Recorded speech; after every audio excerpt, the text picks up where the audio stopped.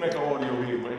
I'm here with my man Mike Lucas. You know, he was convicted of murder back in the day. I'm letting him get into all that, you know what I mean? But now he's a writer, and he's trying to help the youth by them understanding what he went through and the struggles that he went through in his life that led him to where he's at today to try and prevent you from going down that path.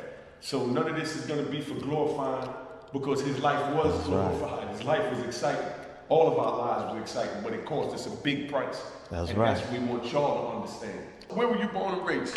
Well, I was born in Hospital in the southeast part of D.C. They called it Gallo at the time I was born, but later on in the years, it became D.C. General. So that was in the year 1959, July the 27th. Yeah. So you're 5 years older than me then? Yes. Damn, you look good too, yeah, man. Thank you. I ain't the only one that look good at my age, huh? You know what I mean? They blessed a couple of us. Yeah, that's right. Word is born. So what are you, 59 or 60? I'll be 62 in July. 62 in July? Yeah, Oh yeah, man, 62. Oh, Lord, God is good. Yes, he is. You know what I mean? God is good. Okay. Yes, he is. What was your childhood life like growing up? Well, my childhood life, it was exciting. I can't say I had a bad childhood life, but you know, I mean, coming up during like you say, during the time when the Go-Go's was out and all that kind of stuff, it was more so like everybody wanted to get fly, go to the Go-Go's and listen to Chuck Brown and all that.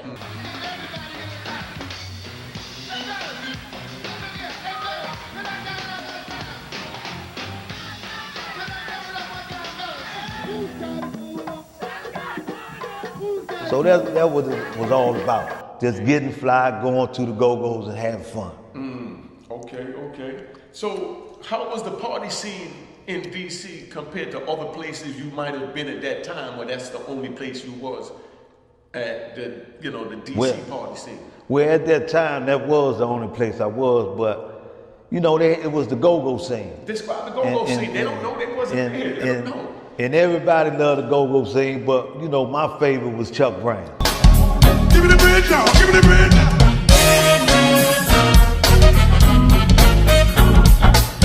I feel like busting up.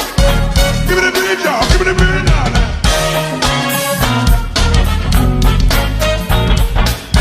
I feel like busting it. Let me hear y'all say. All right. You know, and especially when he came out with that song "Busted Loose." I like Stiggy Day. Yeah, him too. You know what I mean? I like Stiggy Day. Yeah. You know what I mean? Yeah, but when he came out with the song "Busted Loose," Chuck Brown, I mean, it just hit the charts. Yeah. Matter of fact, I think it became #1. Yeah. How did DC feel when that hit the chart? Oh, I mean, I guess they felt pretty good. I mean, everybody felt pretty good because that song got Chuck Brown on Soul Train. And look out now for Chuck Brown, the soul searchers on the soul train. Said, I feel like busting loose. Give me the bridge now. I feel like busting loose. Give me the bridge, y'all. Give me the bridge now. I say that because you know, like, let's go with Jay-Z or Biggie Small. You understand what I'm saying? When you got the Harlem rappers that made it. You understand what I'm saying? Harlem feel a certain way. Brooklyn felt when Biggie was there. You understand what I'm saying? So I mean, how did DC feel when that hit? I mean, you could hear that song all over DC. That's all you heard. Busted Loose. There you go. You know? And the other one, Run Joe, Run Joe. They love that one too. Oh, which one? Run Joe. Run Joe. Run Joe, the police knocking at the door. Give us a verse. Run Joe, the police knocking at the door. I don't remember everything, but I just remember that part. Just so they get an idea where we was at. Yeah. But that was Go-Go, man. You see, these are the fun times we talking about in DC, man. I mean, okay, explain the depths of what's the difference from this era here, 2021, right? From right now here to when you grew up. What's the difference? Well, the difference from what I see is the city done changed a whole lot. And when I say changed a whole lot, they done modify the city. Everything is new. You know what I'm saying? And with me being gone for 35 years, it's gonna take me at least 5 years to even get to really know the city. And as far as the youth, it's a totally different because, you know, when I was a youth coming up, even though I was so young, I thought I was a man child. That's what I was. I was a man child. And we had more of the principles about the things we do. You know, with the youth today, I'm not saying that they don't have that. It's just that they don't do the things the way we was doing them. You know what I'm saying? And a lot of them, it's you know, they got to get more programs for the youth. When I say more programs, they need to find out what the youth like, what they like to do. You know what I'm saying? Send them to school. Not also send them to school, pay them while they going to school. You know what I'm saying? But they got to find out what they like. Because when I was coming up, they had a program called a CETA program. So it was different type of trades that you could go and learn. But at the same time, when you learning these trades, they was paying you for it. And you know, it's all about money. So if you directing a youth in the right way and getting them something, you know what I'm saying? You know, they have a life with themselves. But they need to know what they really want to do.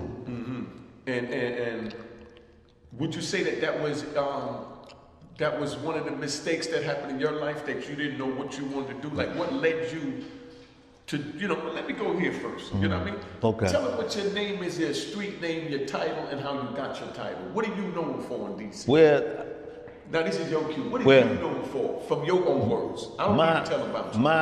What I was known for when I was younger, right? Everybody used to call me Lil Mike. That was my nickname. But later on in the years, everybody started calling me Luke by my last name. And later on, they started calling me Racehorse because, you know, when I was incarcerated, I used to run track all the time, and I used to run marathon. So they started calling me that. Racehorse? Yeah. Oh, okay.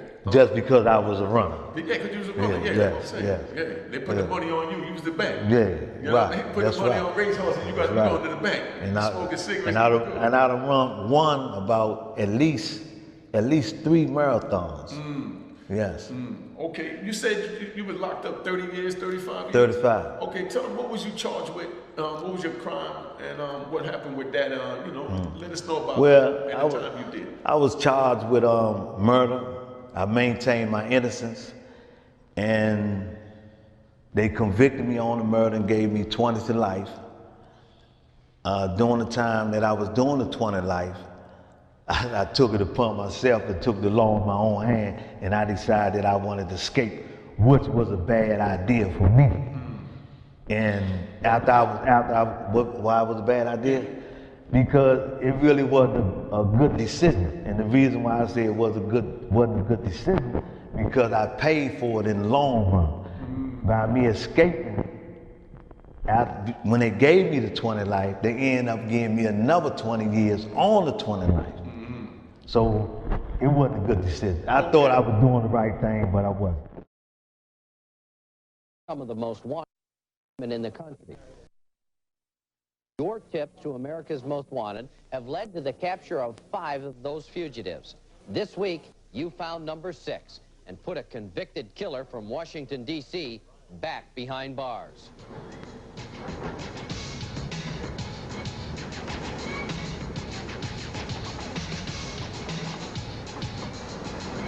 What do you mean you ain't got my money? Listen. U.S. Marshals say Willie Smith was a small-time drug dealer who had a reputation for carrying big-time cash. In April of 1984, Smith says he was minding his own business when that reputation made him the target of 2 thugs. Smith claimed he'd been robbed by David and Mark Morris. Their brother Thomas had nothing to do with the mugging, but when Thomas borrowed his brother's green jacket, he became an unwitting player. Hey, see that guy, man? Yeah, what about him?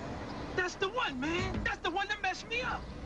Marshals say 25-year-old Michael Lucas was a small-time street enforcer, and they say Smith went to Lucas for help. Hey, Mark. What? We want to talk to you. About what? Never talk. What, this the one? I know that's him. The jacket. No, man, you got it all wrong. I never seen you before in my life. Oh, so he lying to me. You lying? Oh, you know I ain't lying to you.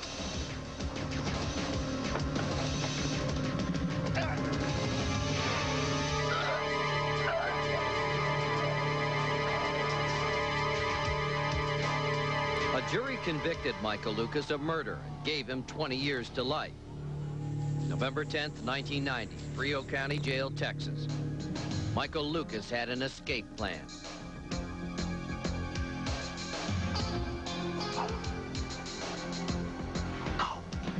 Marshals say Lucas and other inmates made their way down to the basketball court.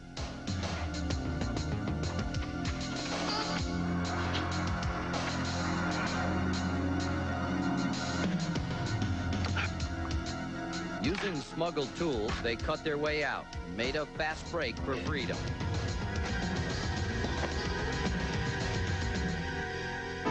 Marshals suspected Lucas came back to the Washington area after the escape. Your tips told them to look 60 miles north in Baltimore. Deputies learned Lucas was moving from house to house in North Baltimore, trying to stay one step ahead of the law. Monday night, deputies spotted two people leaving this housing project. One of them looked like Lucas. We set up an active surveillance and followed them down the street and continued to follow them to the next location. The van was parked right here at the corner. Lucas was standing in the doorway. I walked around the corner to the deputy who was assisting me at that time, and I said, "It's definitely Lucas. Let's get him." Lucas was arrested without a struggle and taken to the Baltimore City Jail. For the U.S. Marshals, it was a welcome end to a 17-month search.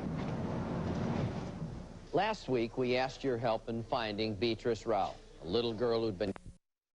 But that's what I wanted to get at. Let you know that when we young, we make choices and decisions because, like I said, God is going to put many roads down our path. But it's up to us which one we choose. And he was locked up, and God put one of the choices was freedom, but that was the escape. You understand what I'm saying? But God knew that wasn't the choice he was supposed to make. But he gave him the will to choose that choice. You understand what I'm saying? And from where he was at mentally, he thought it was the right one. That's why he made it. And how long did you stay out there? I stayed out almost a year. But the whole thing about me when I escaped, you know, like you say about God, because that night when I escaped, it was meant for me to get away. See? You know, it was meant for me to get away. And then when I really look back at it, it was a journey that God wanted me to go through to get where I'm at today. That's how I see it. But I'm going to get even deeper with that being that you want to touch on that. God is going to make everything, any choice that we make in life, good or bad, the one that cost you 30 years, 35 years, the one that cost me 26, then from there, God allows us to learn from those. But that don't mean that that was the right one to make. At the time where we was at mentally, we thought that was the right choice to make. That's right.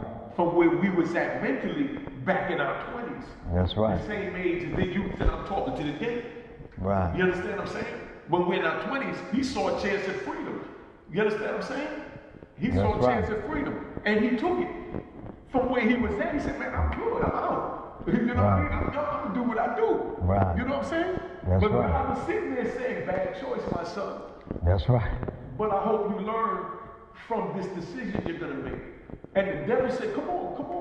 I'm going to take you over here to Kenny House. I'm going to hold you up in Bobby House. That's you know right. What I mean? That's right. And the devil ran with him and pushed him the whole way. Pushed me the whole way. That's my son. He's going to get a message out of this. Right.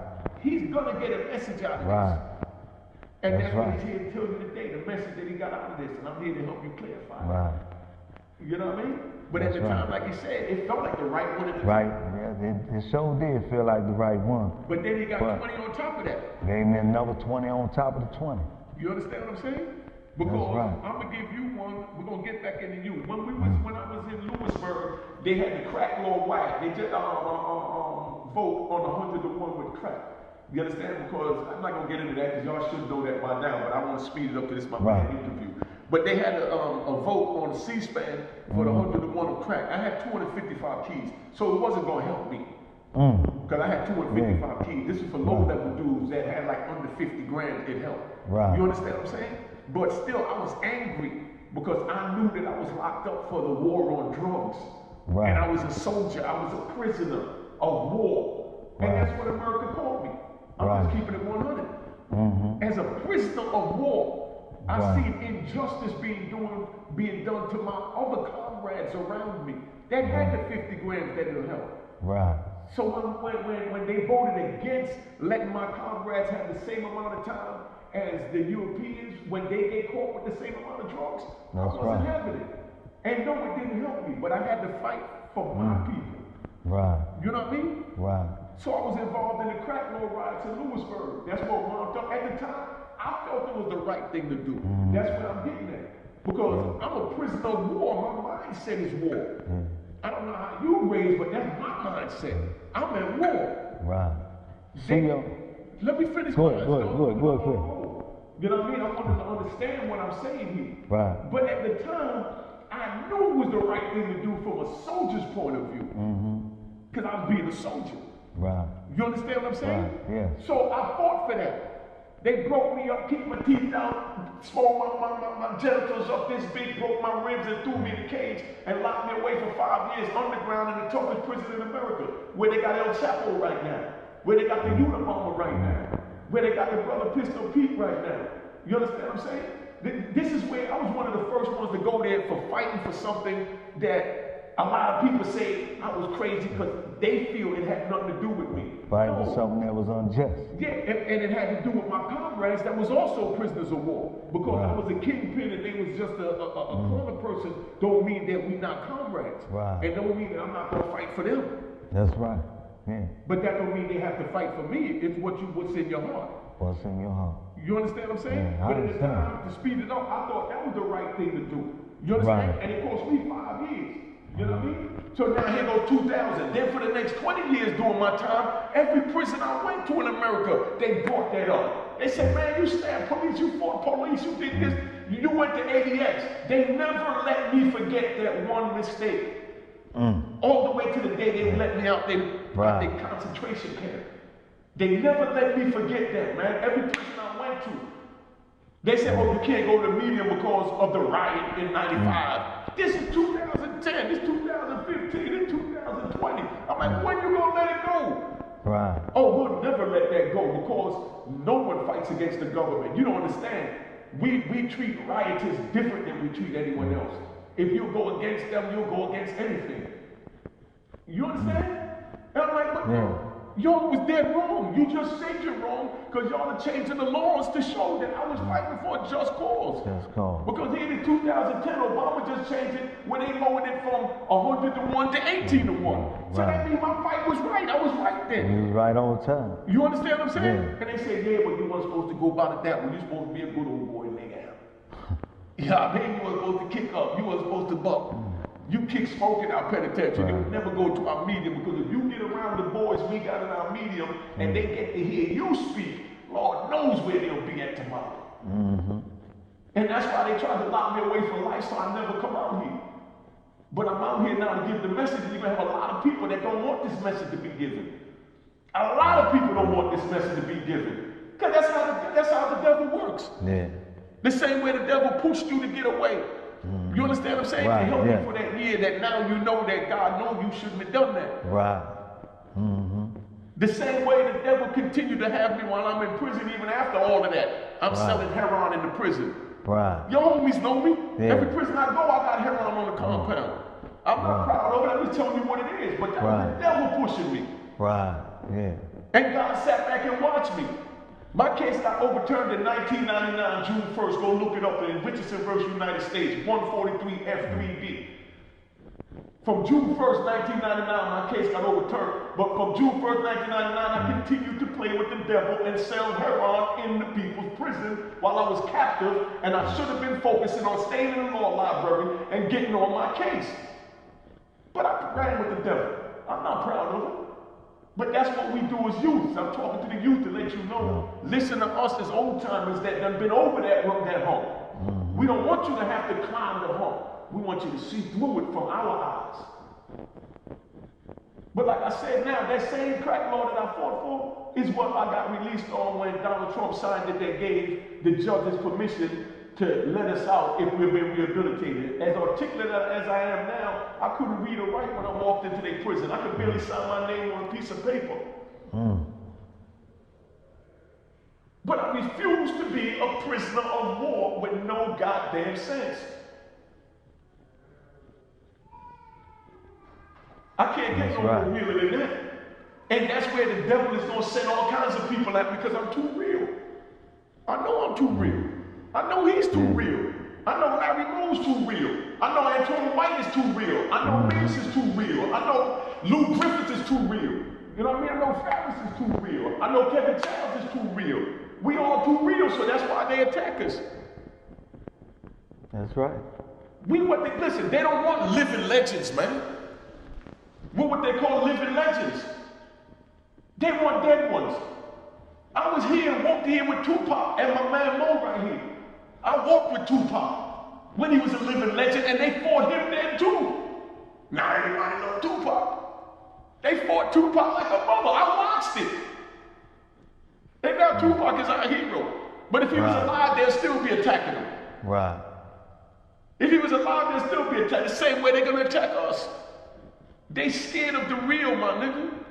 Yeah, you right about that. And by no means am I saying that we was no good niggas. You know what I mean? We was far from good niggas. That's why they cased us. Because we wasn't good niggas. So we did a lot of bad things. A lot of bad things we're not proud of today at 57 and 61. But at 25, at 27, and 21, like your age, we were goddamn proud of that. Yeah. You know what I mean?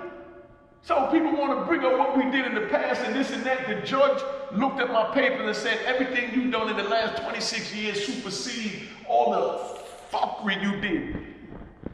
You understand what I'm saying? Right. For your first 29 years on the streets. Right. And the judge forgave me and let me out. And then here it is, you have your own community that you have people trying to nitpick and backbite at you. Instead of supporting you and let us all try and move together as one. Yeah, that's but right. That's how strong the devil is, my brother. Yeah, that's right. Right or wrong? You definitely right. Ain't no question about it. They don't want living legends, man. They scared to death of a living legend.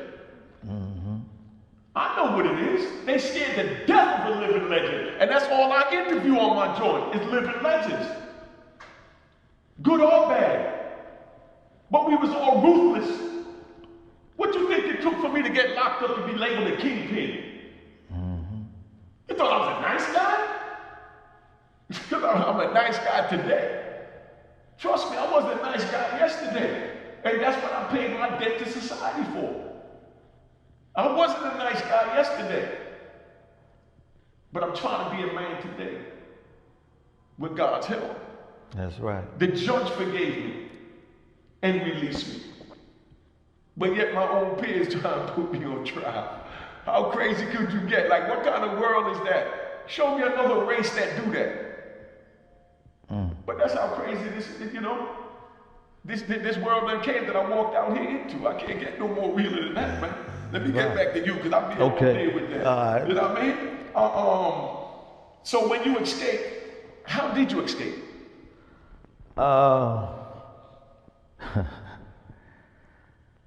Well, I'm gonna try to put it in the right way because.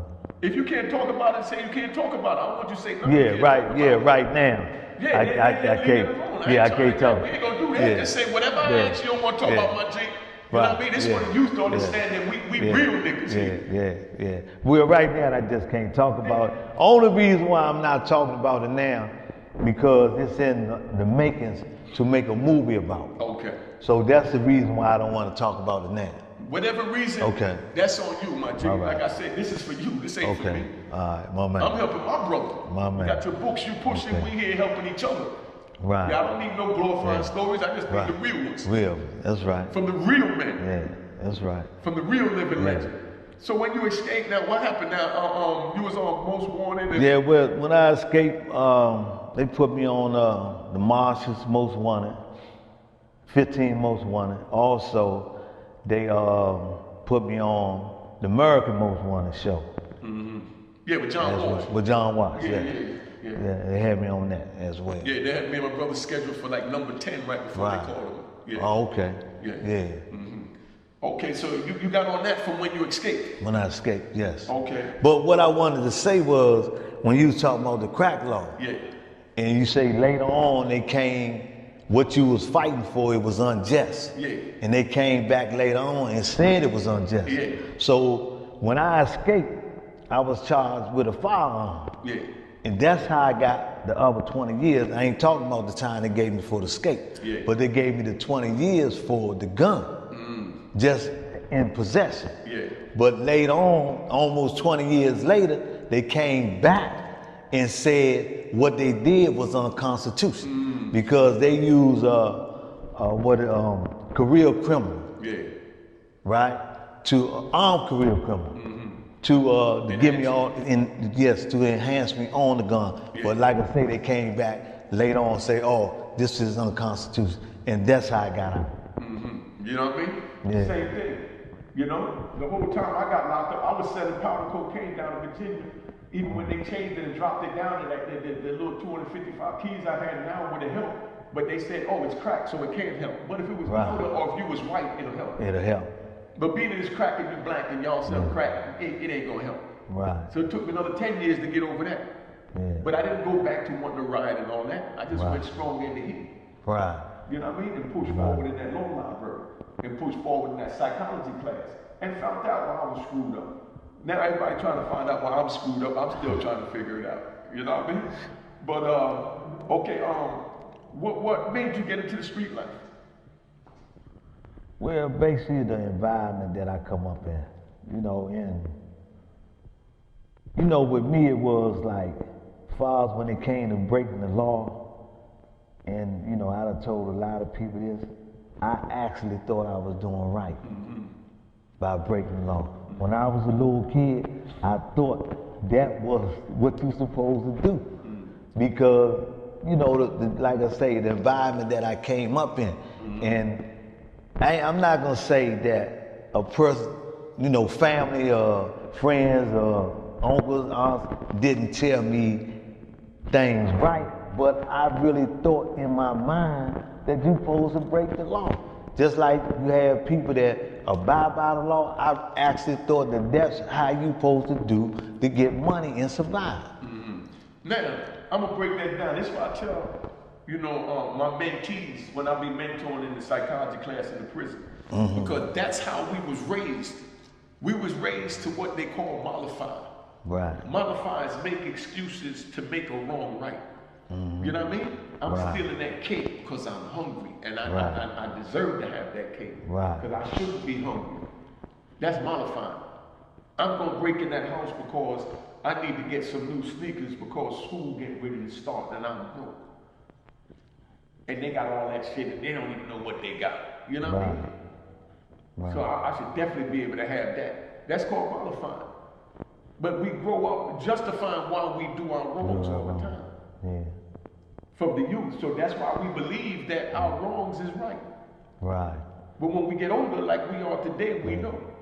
But it started from a youth. Like I said, the first thing I stole was a Twinkie out the store, put it in the front of my pants. And I was hungry.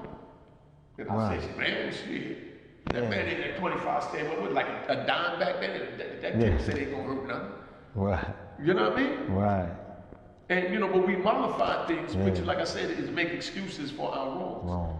You know what I mean? But not to glorify it though, because I don't want them to think we glorify. No, but our life is glorifiable. Let's get that right. We ain't gonna take away what we did. We screwed it up for a reason. We became the legends we are for a reason. So whoever want to hate on that, nitpick on that, go and nitpick all you want. The brother's life was glorified. But tell about some of the things you did growing up, you know, in the street life. You know what I mean? Give us a couple of stories. Well, I'm gonna tell you like this. It ain't no whole lot of street stories for me. The only stories I had is being in and out of jail all my life ever since I was 12 years old. So if you want to know something about me being in jail, I can tell you about that. You know, ever since I was 12 years old, I've been to every juvenile facility that they had in the Washington, D.C. area. From Cedar Knoll to Oak Hill, and I escaped from every one of them. You know, but like he say, not to glorify, that's just who I was, and that's what I believe in. And during that time, when I believed in it, I felt that I would live and die for that. You know, so, you know, during the time when guys like in the 80s, you know what I'm saying, when everybody was out getting money, this and that, I was in jail. You know what I'm saying? So all that money when dudes was hustling to get millions of dollars, you know, I was looking from a jail cell at what was going on in society about dudes, you know, whatever they was doing. You know, so when it comes to saying my street story, I don't have no whole lot of street story. Tell us about what it was like in prison. Let the young people Well, know the hard part. Well, I'm gonna tell you like this here. When I was a juvenile, I was terrible. When I say I was terrible, like I say, I escaped from every juvenile place it was. But at the time, when you used to escape, what they used to do, they used to lock you up in a cell, right? And take your mattress from you every day. From 7 o'clock in the morning, they take your mattress from you, and you gotta lay on steel springs from 7 to 10 o'clock at night. You know what I'm saying? And it was, I mean, at the time, why did they do that? Tell the people. I know why, but tell them why they did it because a person like me was rebellion against their system. That's why they did it. Exactly. So you that know, was a punishment. Yeah, but at the time, I'm thinking that I'm this tough guy and this ain't nothing for me. But all the time, it's like, you don't do that to no kid. Because I was a kid. Yeah, exactly. He was a child. You know what I'm saying? But by me thinking I'm a man child, I'm thinking that this something real tough. Yeah. You know, but right now today, if you was to do that to a kid, they would charge you for it. You know, but that's what they did to us. And okay, after I got out from juvenile Jones, stayed in the street a while, back in jail again. This time, they sent me to the youth center, Lawton Youth Center. Stayed over there, maybe about 60 days. They said, nah, we don't want you over here. You too aggressive for our program. So they sent me to Big Lawton. I stayed in there for about 5.5 years. You know, but, you know, during the time I learned a lot of things, sharpened up my skills and my criminal skills and everything. And, you know, I learned, I became a professional barber. I got a trade there, you know, and Lawton it was tough. I ain't been to no prison that's tougher than Lawton. And it was so tough that you be really flirting with insanity. You had to flirt with insanity to survive in there. You know what I'm saying? But by you being in the mix of it, you don't know this. You know what I'm saying? Because it's like almost every day somebody getting killed. You know, and then if a person, we were so messed up mentally, you know, if a person say something wrong, you just say, man, I'm gonna bust him tonight. I'm gonna kill him for that. That's how messed up we were. But, like I say, Lawton was a real tough place, but it had a good side as well.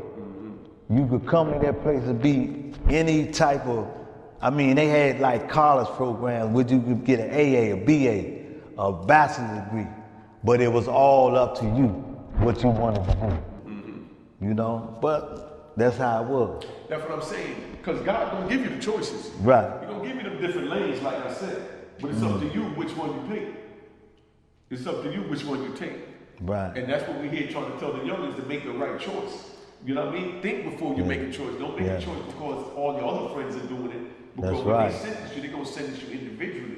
And then they're going to send you where they want to send you. So you may never see your friend for X amount of years. And there's a big price you're going to have to pay. You know? And believe me, a lot of guys that came up with me, they not even the same no more. No. I got one guy that come up with me, he was tough, and he was real tough, right? But I see him right today, he cold-blooded bum, laying in the street and everything, crazy. You know what I'm saying? So I mean, and me and him was partners as little kids. Yeah. But every time I see him, I help him out. Yeah. But the institution messed him up like that. Because when he actually started off going to prison or juvenile facility, he probably was number 9 years old. Yeah. And like what I said, what they was doing to you at that time, locking you in them rooms like that. And then you had to be, it was like they were, well, I'm gonna put it this way. I ain't gonna say they were, self-consciously, I was preparing myself to move on to other prisons by the things that I did. You elevated. Yeah, even as a little kid, you had to be tough because, I mean, if you wasn't, they weren't gonna take advantage of you, man. You already know. And when I say the advantage of you, they would have advantage of you. Bottom line, I ain't gonna go too deep into that. But you had to be tough, and you couldn't go for nothing. Okay. How many times in and out? How many times have you been in and out of jail from you started? Would you say? Because you said you've been in and out of jail. So how many times? From day one? Man, I know, and as a juvenile, man, I had to be in and out of jail at least 10 or 15 times. And as a adult, when you got locked up, you got as an adult. Tell them about the murder, whatever you can about that. Well, the murder case came from. Let me see. How can I say it? It was more so a person said that it was me, but later on during the trial, he changed his testimony and said it wasn't me. But at the time when it happened, I was, like I say, I had the barber trade. I was working in the barber shop, right? But I was probably in that area during that time. No, this happened in the street. Oh, okay. So you was cutting here on the street at this time? Yeah. I was, after I left Jordan the first time, I came in the street cutting hair. I was doing real good. Was you there? I wasn't up but like 24 Okay, years old. no, we're going. I was still thinking you was 13. That's why I'm...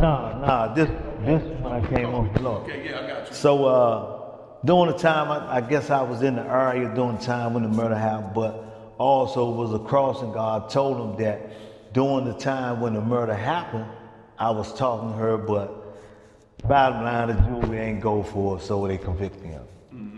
And how did you feel when they convicted you? When the judge sentenced you, what went through your mind? What went through my mind, it was like a ton of bricks had laid on me when he gave me that life sentence. You know, like, it was like I was crushed, yeah. That's what I'm saying, like you just crushed it. It was like, you know, I got was real life crushed. 20, so I know But, that's why I want you to give it to him. And when they gave it to me, right, it was like,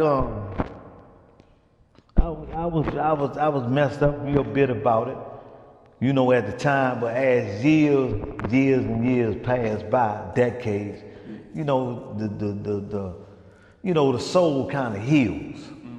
You know what I'm saying? So I just put it in my mind that for some kind of way, I guess God just wanted me to go through this, you know, this journey for some reason. And so during the time when I did get ready to come home, I thought about it every day, right? And it was like, what was my reason for going through everything I went through? And the only thing I can think of is try to change some young person's mind not to live a life of crime. Because you can work a job, put it this way, why would I rob a bank and I can build up my credit and go in the bank and they're gonna give me the money anyway? So it don't make sense for a person to do that. Yeah, from where you at today. Yeah, where I'm at today. Yeah, let's get that right. You know. Tell them like we was always there. Yeah, I wasn't always there, but that's how I see it now. Yeah, you know. Yeah. So, you know, that's all a part of maturity. Now, I wouldn't be a journalist if I didn't ask you. I know the people want to know. What did it feel like when you seen your picture or your story on America's Most Wanted with John Walsh? When you heard you was on American Well, Most Wanted, you know you made it to the big leagues now as a criminal. I really couldn't believe it. Yeah. Tell them how you feel. I really couldn't believe it, and I can't really describe the feeling, but I know when they put me on there, they really wanted me badly. And what about the closing in? How did you feel? Did you feel the closing in like now? Where looking at you? Well, yeah, I definitely felt that way. It was like it's just a matter of time. You see, but that's what I want you to explain that feeling, so they know what it's like, so they don't put themselves in this situation and have to live like this. Yeah, when they put me on there on American Most Wanted, and plus when they put me on the Marshals 15 Most Wanted, I knew then and there it was just a matter of time before they catch me. Okay. As a matter of fact, I felt it. You felt it? Yeah, I felt it. Okay. What was the jail environment like when you first went in compared to how it was when you got out? In what year, 2001?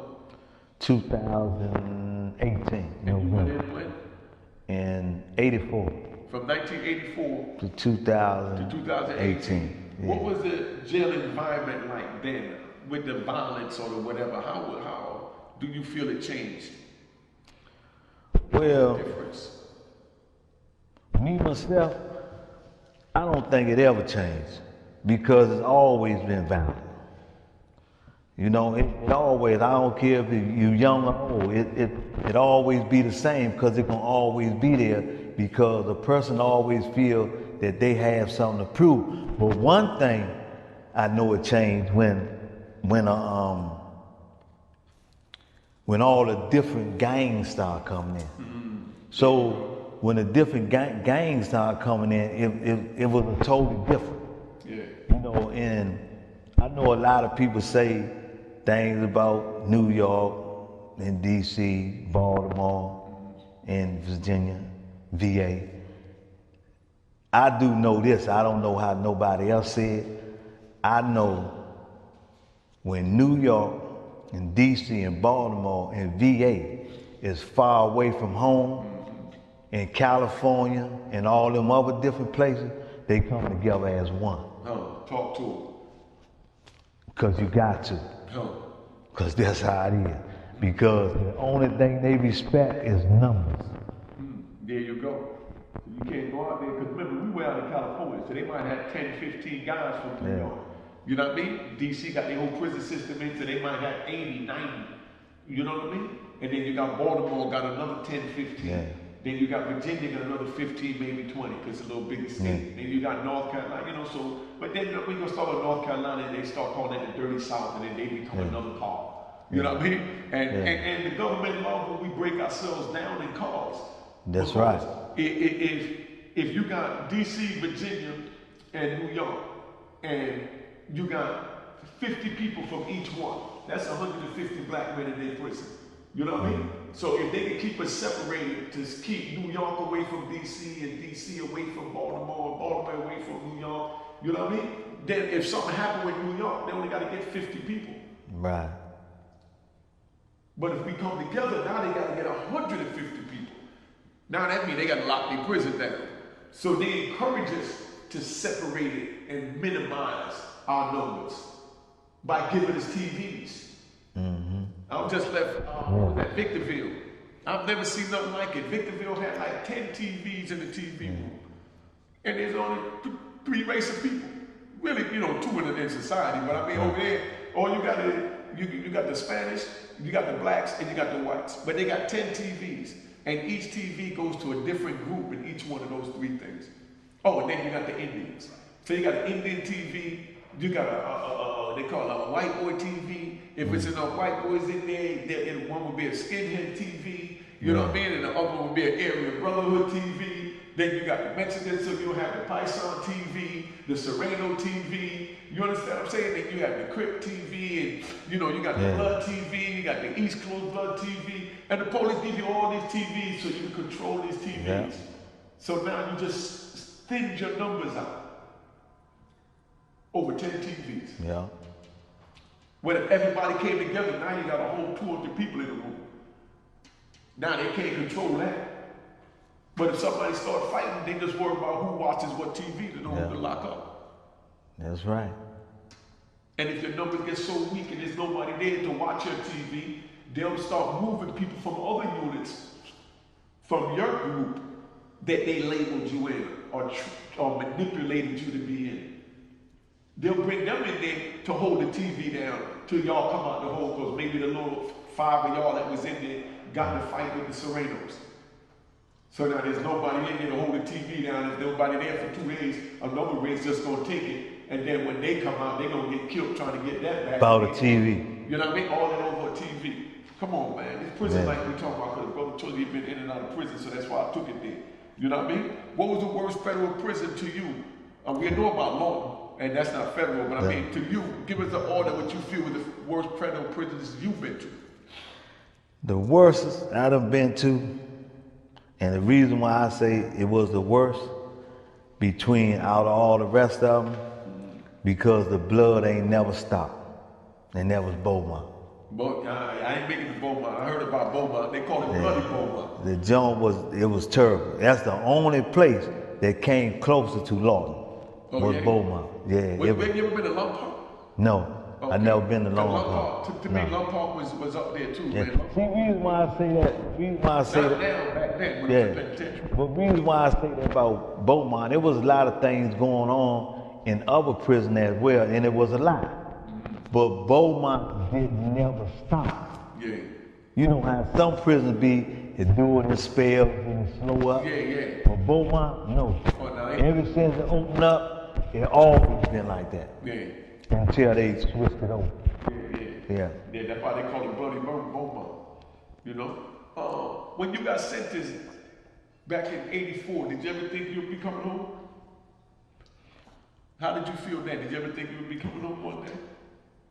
Well, tell you the truth, I always had in my heart that I was gonna come home, because I never was gonna stop fighting. That's what I believed in. And I just kept fighting and fighting and fighting. And what happened was, I seen the parole board in 2004, after the 20 years. They denied me the parole and gave me 5 years, because they say new criminal activities, right? So after I do the 5 years, I left Terre Haute. They put me out Terre Haute.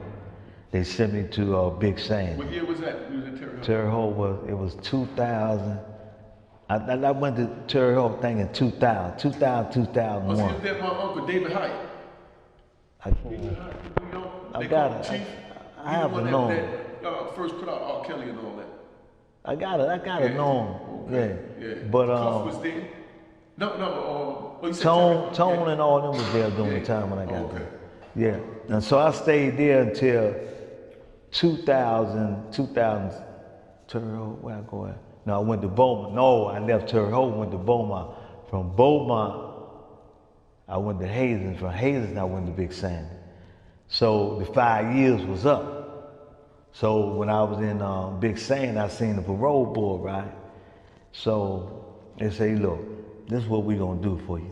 Say, man, we really want 40-something years from you.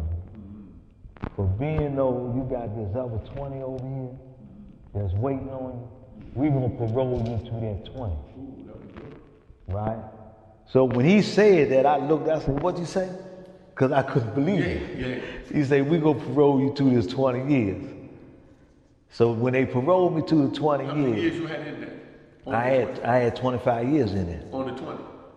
On the 20 to life, Yeah, the first one, yeah. I had 25 years. So I had the other 20 for the gun case. Right? So when he paroled me to the 20 to the gun case, later on they came back say your points went down, so you have to leave here. So they sent me to Otisville, up here in New York, right? Yeah. And when I got to Otisville, I don't know whether it was an omen, a spirit, or whatever, something just hit me. Say, you going home. You know how you get that feeling? Yeah. I got that Because feeling. you wasn't in gladiator school no more. You could tell by that vibe. The vibe. I mean, I wasn't on the compound but 30 seconds. And you felt it, and you know that you ain't never been in nothing like that. Yeah. I know what you mean. Yeah, That joint so- fucked me up. So, maybe about, I guess 3 years later, that's when the law changed about the Johnson case, with about the gun. gun, Yeah, and put me on. Oh, okay. Yeah, that's how I got out. Oh, so you left. So Tuck was there with you when you left. Who? Tuck. Yeah, I know Yeah, Tuck. Tuck was there. Yeah. Tuck- Walter Tuck Johnson, still there? Big shout out to Tuck. Yeah, he's still there. Oh, good. Yeah, big shout out. Yeah. Tuck and what's his name? Lou Hall? Yeah, but he home now. They home. Lou, okay, yeah, Lou home. Yeah. And Scooter. Scooter, yeah. Yeah, Scooter there. You know, and Shop Moore, big shout out to Shop Moore. Yeah. You know? Yeah, I know, yeah, Sean, that's my man, Yeah, Sean. I know. Yeah, okay. So, what was it like what's the first thing you did when you got released? Well, the first thing I did, I just wanted to sightsee, just look at the city. That's all I wanted to do. It ain't even had to be DC, it could have been any city. But I just enjoyed just looking at the city. That's all I did. You know, and later on I ended up start working, get a job and all that kind of stuff. Okay, how many kids you got? I had 2 daughters. 2 daughters. Okay, so what did it feel like being away from them? What went through your mind all those years being away from your daughters? Be honest. Be honest, Yeah. I just used to wish I was there. I mean, to really see them grow up when they was little kids become grown adults. You know, that's what I miss so much. To really see like my daughters growing up, that just when they were little kids to run to me and say daddy and all that kind of stuff. I really miss that. Okay. Yeah. So how does it feel being a father now after all these years coming on? I mean, it feels real good. You know, it can be a lot more better. You know, Yeah. but overall, it's good. Okay. I mean, I don't really have no problems with it. Yeah. Okay. So what made you give up, the street life and want to become an author? Because you wrote some good books. I'm getting ready to read them. Okay. The stories is like that. I said Larry Moore and them stamped you. Well, I just feel I wanted to do something different. And, well, put it this way. I always knew that I could write. When I first read my first book, Donald Goins, Horse. When I read that book, because he one of my favorite authors, him and Iceberg Slim, really, and James Patterson.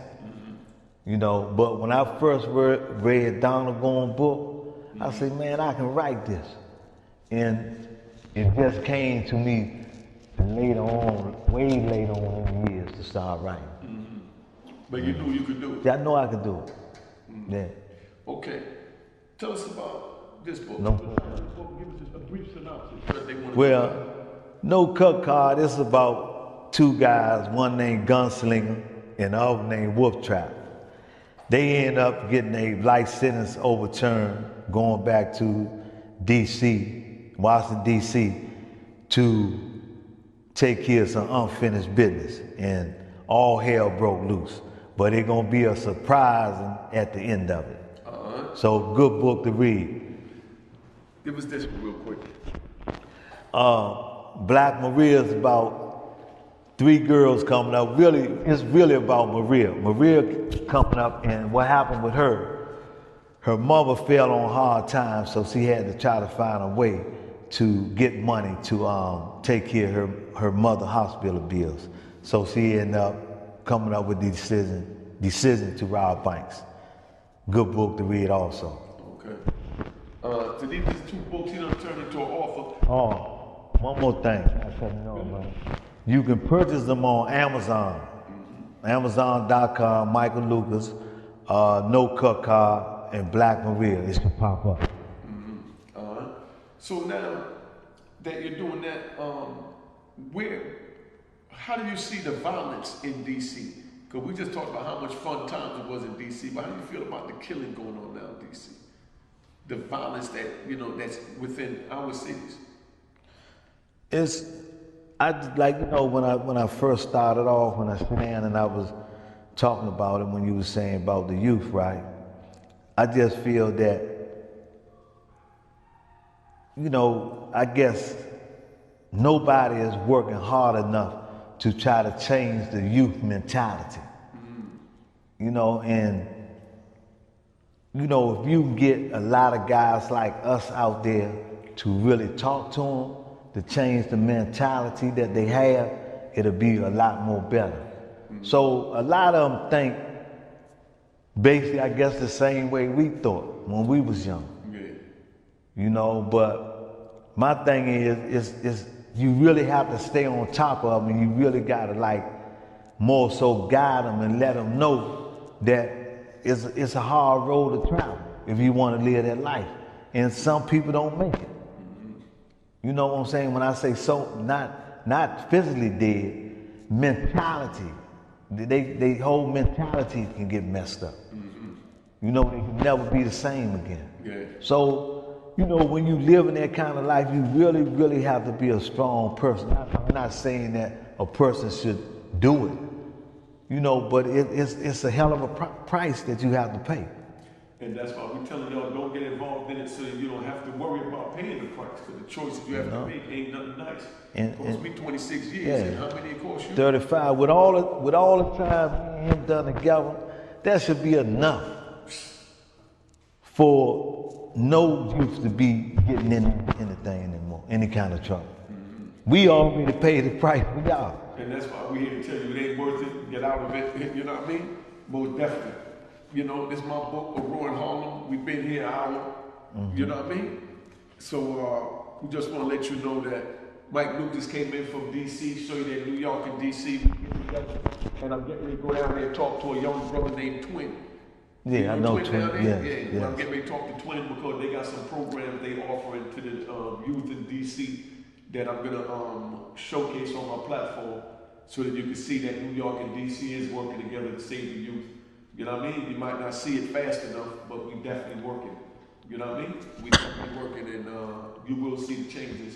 And, you know, the efforts that God is pushing us forward to make. You know? But until then, Mike, let them know again where they can get your books. You can purchase No Cut Card and Black Maria on Amazon.com.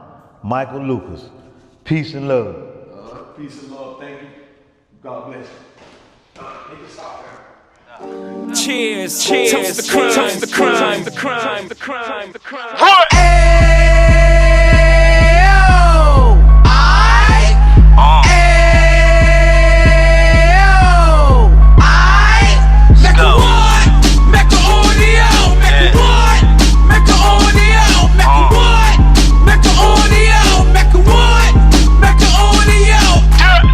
Fresh out the can of 26, he back on the strip, getting back in the mix. What he mentions a gift. You stand up 10 toes down, and I suggest you pay attention to this. Take a little gully posse and put it in Harlem. He cut from the bottom, came up from the bottom. Drop the book, you should go and get it. An Instagram page and a YouTube, you could go and visit. Then you could consider yourself LinkedIn. Sit front row and get Jews from a kingpin. How he went through it, so you ain't gotta go do it. To not pay attention would be stupid. Talking about a man that probably put your grandfather on. Probably the reason that him and your grams got along. A man that generated millions on the block, did his time, never squilling to the cops, make an audio.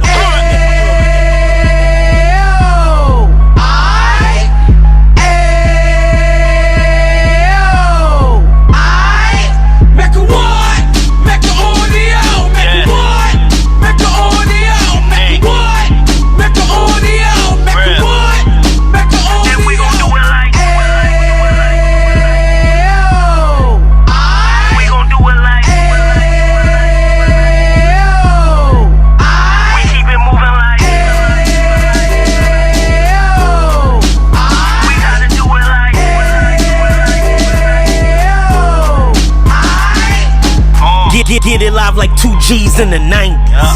Drop top beamer so shiny. I let shorty go, she was whining. Treat her like my past, she behind me. Spend a couple bands on the Dapper Dan. You be back again, getting green like a Packers fan.